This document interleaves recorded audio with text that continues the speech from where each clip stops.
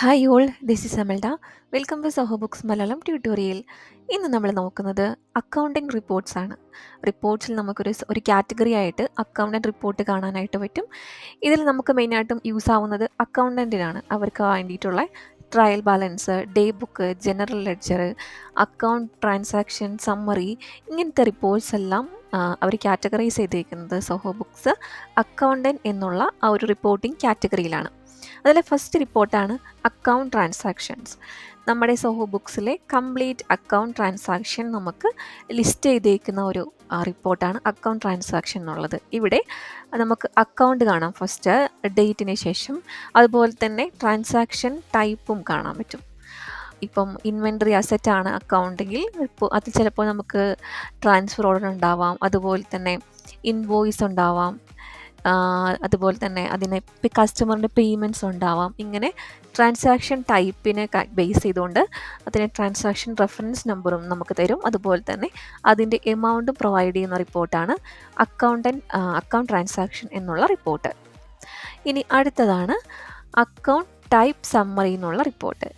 ഈ account type summary ഉള്ള റിപ്പോർട്ടിൽ നമുക്ക് ഡേറ്റ്, ഏത് ഡേറ്റാണ് അവിടെ നമ്മൾ ഡേറ്റ് കസ്റ്റമൈസ് ചെയ്ത് കൊടുക്കുക.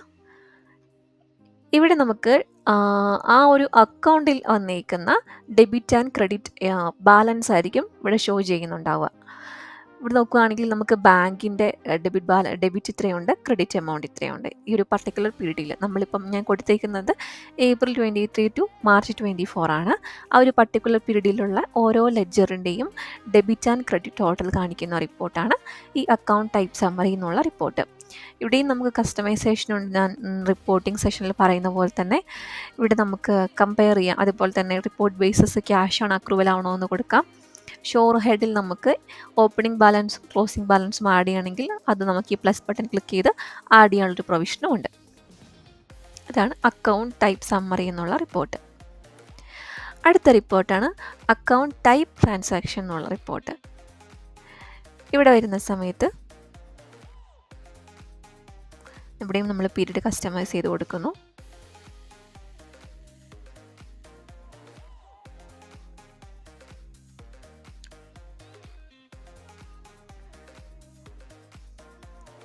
ഇവിടെ നമ്മൾ കാറ്റഗറൈസ് ചെയ്യുന്നത് ഓരോ അക്കൗണ്ട് ടൈപ്പിനെ ബേസ് ചെയ്താണ്. ഇപ്പം നമുക്ക് ഫസ്റ്റ് കാണാം അക്കൗണ്ട്സ് പേയബിൾ എന്നുള്ള കാറ്റഗറീൻ്റെ അണ്ടറിൽ വരുന്ന ട്രാൻസാക്ഷനാണ് ഇവർ ഫസ്റ്റ് ഡിസ്പ്ലേ ചെയ്യുന്നത്. അതിനുശേഷം അക്കൗണ്ട് റിസീവബിൾ ആണ്, അതിനുശേഷം ബാങ്ക് ആണ്. അങ്ങനെ ഓരോ അക്കൗണ്ട് ടൈപ്പിനെ ബേസ് ചെയ്തുകൊണ്ട് ട്രാൻസാക്ഷൻ കാറ്റഗറൈസ് ചെയ്ത് ഡിസ്പ്ലേ ചെയ്യുന്ന റിപ്പോർട്ടാണ് അക്കൗണ്ട് ടൈപ്പ് ട്രാൻസാക്ഷൻ എന്നുള്ള റിപ്പോർട്ട്. അടുത്ത റിപ്പോർട്ടാണ് നമുക്ക് ഡേ ബുക്ക്. ഡേ ബുക്ക് വളരെ യൂസ്ഫുൾ ആയിട്ടുള്ള റിപ്പോർട്ടാണ്. ആ ഒരു പർട്ടിക്കുലർ ഡേയിൽ നമുക്ക് എന്തൊക്കെ ട്രാൻസാക്ഷൻ വന്നിട്ടുണ്ടോ ആ ട്രാൻസാക്ഷൻ കംപ്ലീറ്റും ഡിസ്പ്ലേ ചെയ്യുന്ന റിപ്പോർട്ടാണ് ഡേ ബുക്ക് എന്ന് പറയുന്നത്. നമ്മൾ പീരീഡ് കസ്റ്റമൈസ് ചെയ്ത് കൊടുത്തിട്ടുണ്ടെങ്കിൽ ആ ഒരു പർട്ടിക്കുലർ ഡേയിലുള്ള ട്രാൻസാക്ഷൻ കാണാൻ പറ്റും.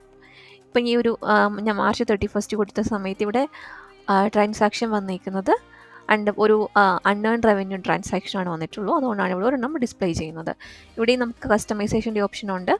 നമുക്ക് അഡ്വാൻസ് ഫിൽറ്റർ കൊടുത്തിട്ട് ഇവിടെ നമുക്ക് അഡ്വാൻസ് ഫിൽറ്ററിൽ നമുക്ക് അതിൻ്റെ റിപ്പോർട്ടിംഗ് പ്രിഫറൻസ് ഉണ്ട്. ട്രാൻസാക്ഷൻ ടൈപ്പിനെയോ ബ്രാഞ്ചിനെയോ ഒരു പർട്ടിക്കുലർ കോൺടാക്ട് നെയിമിനെയൊക്കെ ബേസ് ചെയ്ത് നമുക്ക് റിപ്പോർട്ട് ഫിൽറ്റർ ചെയ്യാം. അതുപോലെ തന്നെ ഷോർ ഹെഡിലാണെങ്കിലും ഇതിൻ്റെ ഫോറിൻ കറൻസി എമൗണ്ടും അതുപോലെ തന്നെ റണ്ണിങ് ബാലൻസും ഒക്കെ കാണിക്കുന്ന ഒരു ഓപ്ഷനും ഇവിടെയുണ്ട്. ഡേ ബുക്ക് കഴിഞ്ഞിട്ടുണ്ടെങ്കിൽ അടുത്ത റിപ്പോർട്ടാണ് ജനറൽ ലെഡ്ജർ എന്നുള്ള റിപ്പോർട്ട്.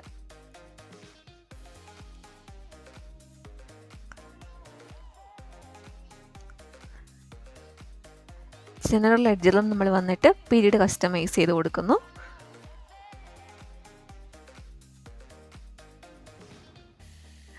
ഇവിടെയും നമ്മുടെ ഓരോ ലെഡ്ജറിനെ ബേസ് ചെയ്തുകൊണ്ട് അതിൻ്റെ ഡെബിറ്റ് ക്രെഡിറ്റ് എമൗണ്ടും അതുപോലെ തന്നെ ആ ഒരു ലെഡ്ജറിൻ്റെ ബാലൻസും നമുക്ക് ഡിസ്പ്ലേ ചെയ്തിരുന്നുണ്ടാവും. ഒരു ലെഡ്ജറിൻ്റെ സമ്മറിയാണ് ഈ റിപ്പോർട്ട് ഉദ്ദേശിക്കുന്നത്.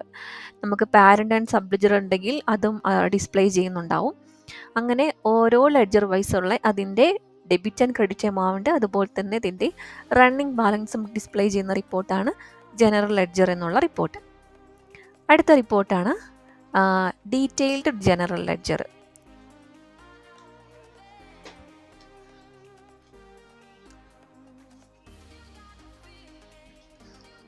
ഇപ്പോൾ ദിസ് ഇയർ കൊടുക്കുന്ന സമയത്ത് ഒരു പർട്ടിക്കുലർ ലെഡ്ജറിൻ്റെ അണ്ടറിൽ വരുന്ന ട്രാൻസാക്ഷൻസ് കംപ്ലീറ്റ് നമുക്കിവിടെ ലിസ്റ്റ് ചെയ്യുന്നുണ്ടാവും. നമ്മൾ നേരത്തെ അക്കൗണ്ട് ടൈപ്പ് ട്രാൻസാക്ഷൻ കണ്ട പോലെ തന്നെ അത് അക്കൗണ്ട് ടൈപ്പിനെയാണ് നമുക്കത് ഡിസ്പ്ലേ ഒരു കാറ്റഗറൈസ് ചെയ്ത് തന്നതെങ്കിൽ ഇവിടെ ലെഡ്ജർ വൈസ് നമുക്കിപ്പോൾ കോസ്റ്റ് ഓഫ് ഗുഡ്സ് സോൾഡിൻ്റെ അണ്ടറിൽ വരുന്ന ട്രാൻസാക്ഷൻ കംപ്ലീറ്റ് അത് ഡിസ്പ്ലേ ചെയ്യും. അതുപോലെ തന്നെ ഈ finished goods, inventory asset, expense, sales, അങ്ങനെ ലെഡ്ജർ വൈസ് ഡീറ്റെയിൽഡ് ആയിട്ട് റിപ്പോർട്ട് നമുക്ക് ഈ ജനറൽ ലെഡ്ജർ ഡീറ്റെയിൽഡ് റിപ്പോർട്ട് നമുക്ക് പ്രൊവൈഡ് ചെയ്യുന്നുണ്ടാവും.